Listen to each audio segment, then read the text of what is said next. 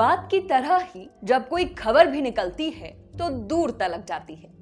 हिमाचल से भी एक खबर कुछ इसी तरह निकली और देखते ही देखते राष्ट्रीय मुद्दा बन गई। खबर का नतीजा ये रहा कि देश के बड़े बड़े नेता हिमाचल प्रदेश की टॉयलेट सीट्स और उस पर लगने वाले टैक्स का जिक्र करने लगे।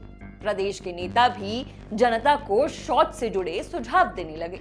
भाजपा विधायक सुधीर शर्मा ने सोशल मीडिया पर जनता को सोचकर शौच करने की सलाह दी, तो कांग्रेस विधायक भवानी सिंह पठानिया ने जनता से कहा, निश्चिंत होकर जब चाहे शौच करें।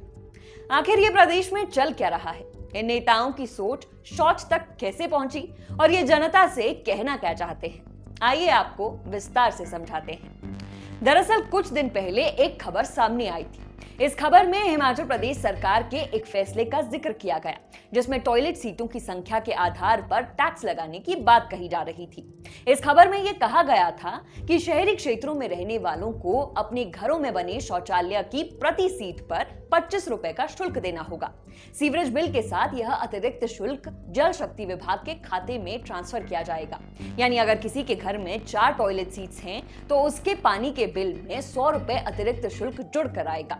ऐसे में लोगों के पानी के बिल बढ़ना तय माना जा रहा था। बता दें कि पूरे भारत में ऐसा कोई राज्य नहीं है जहां टॉयलेट सीट की संख्या के आधार पर सीवरेज टैक्स लगता हो, तो बवाल तो होना ही था।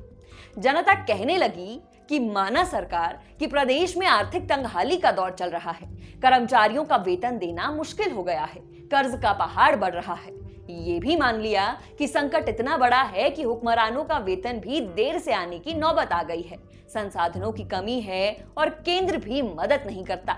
लेकिन क्या इस सब की वसूली अब जनता से टॉयलेट सीट पर शुल्क लगाकर की जाएगी? क्या जनता के घरों में घुसकर उनके टॉयलेट गिने जाएंगे? सरकार की खूब किरकिरी होने लगी। इसी बीच आज सुबह ये खबर साझा करते हुए भाजपा नेता सुधीर शर्मा ने अपने सोशल मीडिया अकाउंट पर लिखा, सोच कर शौच करें। केंद्रीय वित्त मंत्री निर्मला सीतारमण ने भी इस पर पोस्ट किया और लिखा, अविश्वसनीय अगर सच है।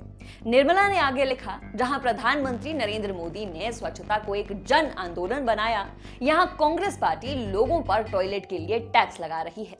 शर्म की बात है। यही नहीं, बीजेपी के राष्ट्रीय अध्यक्ष जेपी नड्डा ने तो इस बात पर यह तक कह डाला कि सरकार की मति भ्रष्ट हो गई है।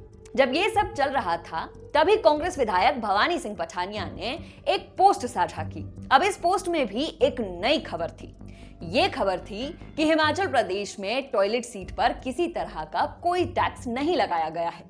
हिमाचल प्रदेश के जल शक्ति विभाग ने प्रेस विज्ञप्ति जारी कर उस खबर का खंडन किया है, जिसमें यह कहा गया था कि भवन मालिक की ओर से लगाई गई टॉयलेट सीटों की संख्या के आधार पर सीवरेज कनेक्शन दिए जाएंगे। जल शक्ति विभाग ने स्पष्ट किया कि इस तरह की कोई अधिसूचना मौजूदा सरकार ने जारी नहीं की है। सीवरेज कनेक्शन पहले की तरह ही दिए जाते रहेंगे। जल शक्ति विभाग का लक्ष्य 100% कनेक्टिविटी प्राप्त करना है। इसीलिए भवानी ने लिखा, निश्चिंत होकर जब चाहे शौच करें। विभाग ने ही नहीं, खुद मुख्यमंत्री ने भी इस खबर को गलत बताया। आप खुद ही सुन लीजिए कि मुख्यमंत्री ने क्या कहा था।